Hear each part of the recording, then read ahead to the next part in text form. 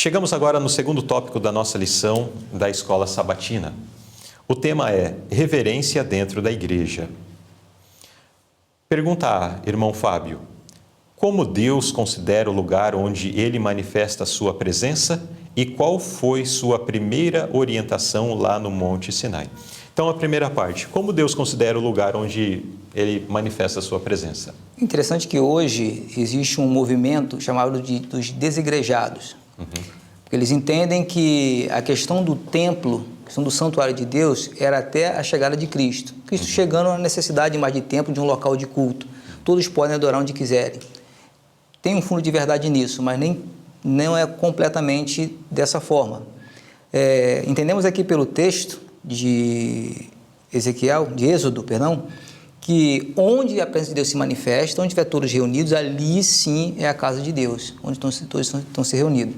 E lá também embaixo fala que no monte, que era para marcar limites. Então, se estamos reunidos, então ali, estamos invocando a presença de Deus, então ali é a casa de Deus. Certo. Então, no primeiro episódio mencionado aqui, Deus se manifestou a Moisés num arbusto. Isso, no deserto, Queimava e tal. E quando Moisés se apresentou, Deus disse: olha, você tira a sandália dos seus pés, porque esse lugar é um lugar santo. Mas o deserto por si só era apenas areia, pedra, enfim.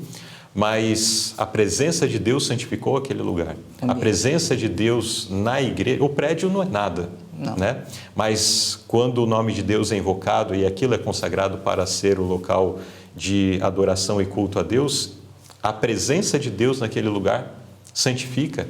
E por isso nós precisamos agir com reverência nesses lugares, né? Isso, não só o prédio, mas todos os utensílios também são consagrados a Deus naquele momento. Exatamente. Então, aquilo que é dedicado à igreja, Então, tem um púlpito, tem uma mesa ali da igreja. Essa mesa, vamos emprestar para alguém usar ali numa festa. Os bancos da igreja já estão tendo uma festa ali na vizinhança, vamos colocar lá para fora, vamos deixar ali para as pessoas usarem lá na festividade. Não é assim, né? O ambiente da igreja, as coisas que pertencem a Deus, elas são consagradas, elas são santificadas e devem ter um uso de fato relacionado ao culto e adoração. Adoração a Deus. Um caso bíblico de um rei que tentou utilizar de um utensílio sagrado, e a gente conhece a história, né? Exato. Foi drástica a história para esse rei. Lá na Babilônia, né? Isso. Pois bem, então aí nós temos esses exemplos do passado como lição para nós. Vamos à pergunta B. Como Cristo reagiu ao presenciar a profanação do templo? Então, Jesus chegou no templo, viu aquela bagunça. Qual foi a reação de Jesus? Eu sempre anotei aqui, zelo e firmeza. Isso é importante, né? O texto inspirado diz que os discípulos se espantaram com aquela situação, porque não era comum aquele tipo de posicionamento de Cristo. Mas, como era necessário, então ele agiu daquela forma, com zelo e firmeza, em preocupação às coisas do Pai dele, que é o nosso Pai Celestial.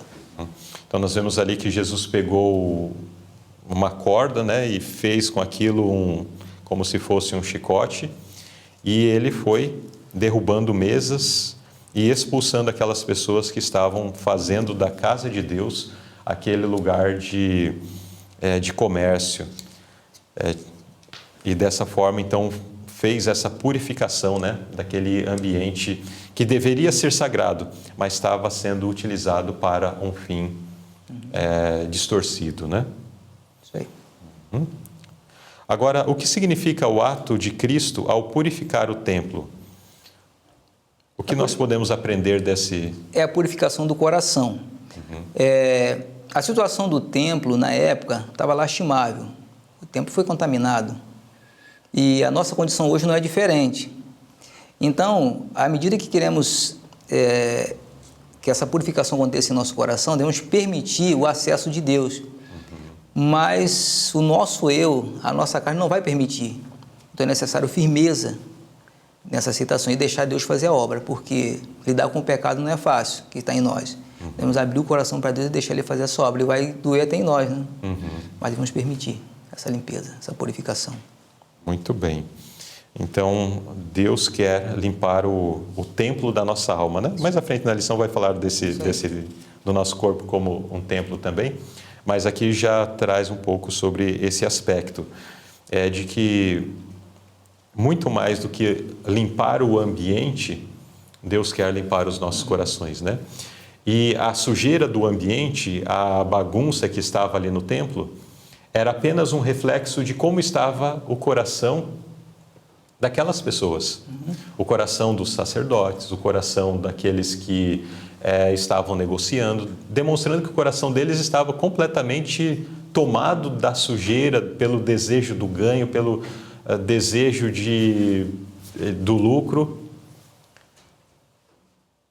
Foi necessário Jesus fazer aquela obra de purificação exterior, né? Mas muito mais do que purificar o exterior, de fato, Jesus estava querendo purificar corações. E aqueles que aceitaram essa purificação de coração, Jesus fez e tiveram suas vidas transformadas, né, de forma maravilhosa. Amém. Sim. É importante a gente ter essa consciência, porque se essa obra não for realizada nos primeiros instantes que conhecemos a Cristo, isso é perigoso. Muitas coisas podem ser alimentadas em nosso coração, muitas permissões, não só, como você falou, como no coração, mas coisas externas também. Permitir coisas que não são do agrado de Deus está em toda a nossa volta. E situações, ambientes que a gente está, então tudo isso deve ser mudado. Então, a gente tem que tomar muito cuidado em relação à purificação que Deus quer fazer em nós. Nós somos muito tendentes a assimilar aquilo que está ao nosso entorno, né? Então, se nós não cuidamos das amizades que temos, se nós não cuidamos, de certa forma, da vizinhança que estamos ou procuramos estar inseridos, existem contextos e contextos. Tem aquilo que você tem que passar por aquilo. Agora tem contexto onde você escolhe estar ou não. E quando você pode escolher estar num lugar melhor, mas você prefere estar numa companhia equivocada, aí nós nos colocamos numa situação de risco, né? Fazemos uma escolha errada.